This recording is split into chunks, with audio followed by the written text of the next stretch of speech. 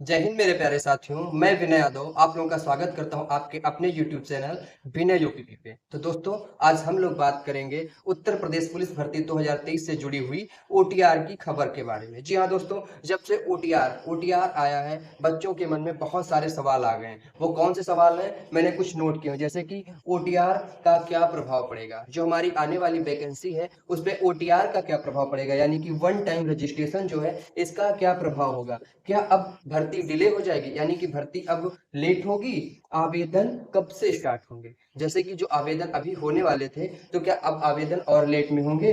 क्या जो हमारी हाई कोर्ट में रिट याचिका पड़ी हुई एज रिलैक्सेशन को लेके, तो क्या अब आवेदन 22 नवंबर के बाद होंगे। तो दोस्तों, हम कुछ रिसर्च के आधार पे आपको इन सभी सवालों के जवाब देंगे। तो दोस्तों, अगर आपको वीडियो पसंद आए तो चैनल को सब्सक्राइब करिएगा और वीडियो को लाइक और शेयर करिएगा और लास्ट तक देखिएगा। तो चलिए, सबसे पहले हम बात करते हैं ओटीआर के बारे में। तो दोस्तों, जैसा कि अभी तक क्या होता था कि जो हमारे फॉर्म होते थे, जब भर्ती बोर्ड वैकेंसी निकालता था तो फॉर्म सीधे भर्ती बोर्ड की वेबसाइट पे भरा जाता था। उसके लिए कोई अलग से पोर्टल नहीं बनाया जाता था। इस बार भर्ती बोर्ड ने कुछ अलग करने का सोचा। अब क्या करने का सोचा, ये तो यार कोई मतलब नहीं था उसका, क्योंकि ये हर साल तो वैकेंसी नहीं देते हैं, तो इनको ओटीआर की जरूरत नहीं थी। ओटीआर की जरूरत वहां पे होती है जहां पे हर साल वैकेंसी होती है, जैसे कि यूपीएससी हो गया, यूपी पीसीएस हो गया, यूपी ट्रिपल एससी हो गया।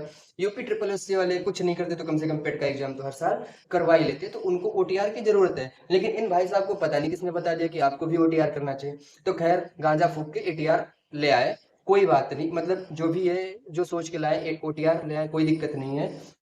अब ले आए तो कोई नहीं, अभी तक भर्ती बोर्ड के पोर्टल पे फॉर्म भरते थे, अब इनके ओटीआर वाले पोर्टल पे फॉर्म भर देंगे, कोई इशू नहीं है। तो देखिए, इससे भर्ती पर कुछ खास प्रभाव नहीं पड़ेगा। हाँ, बहुत ज्यादा है, एक दो दिन 4 दिन का डिले हो सकता है। वो क्यों, क्योंकि देखिए भाई, ओटीआर का अलग पोर्टल तैयार करना पड़ेगा। हो सकता है उसके लिए कुछ अलग से इंस्ट्रूमेंट की तैयारी करनी पड़े, अलग वेबसाइट बनानी पड़े। तो ये ओटीआर जो है, इससे बहुत ज्यादा फर्क नहीं पड़ेगा।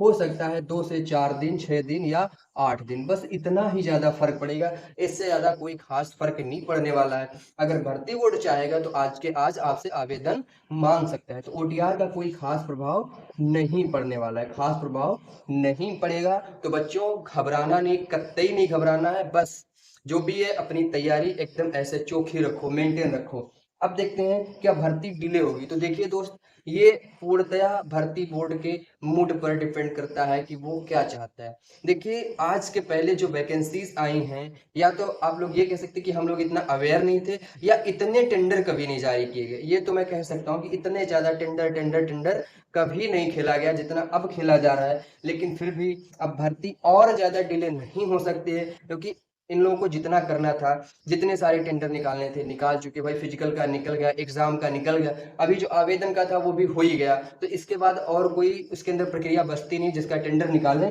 तो अब भर्ती और ज्यादा डिले नहीं होगी। तो दोस्तों, कतई घबराना नहीं, घबराना बिल्कुल नहीं। बस अब तैयारी को अपनी अंतिम रूप दे दो, तैयारी को अपनी धार दे दो, क्योंकि कभी भी आपसे आवेदन मांगे जा सकते हैं। और ये लिख के ले लीजिए कि आवेदन आने के 3 से 3.5 महीने के अंदर आपका एग्जाम होगा, 100% होगा।